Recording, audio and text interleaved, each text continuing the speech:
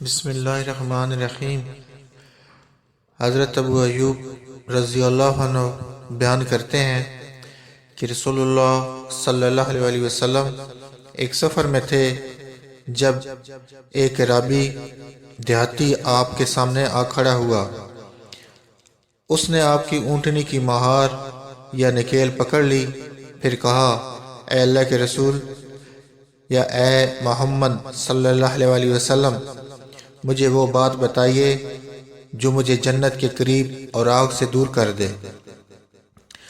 ابو ایوب رضی اللہ عنہ نے کہا کہ رسول اللہ صلی اللہ علیہ وسلم رک گئے، پھر اپنے ساتھیوں پر نظر دوڑائی، پھر فرمایا، اس کو توفیق ملی یا ہدایت ملی؟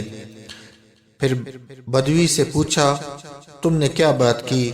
اس نے اپنی بات دہرائی تو نبی اکرم صلی اللہ علیہ وسلم نے فرمایا، تم اللہ کی بندگی کرو، اس کے ساتھ کسی کو شریک نہ ٹھہراؤ، نماز قائم کرو، زکوٰۃ ادا کرو، صلہ رحمی کرو، اب اونٹنی کو چھوڑ دو۔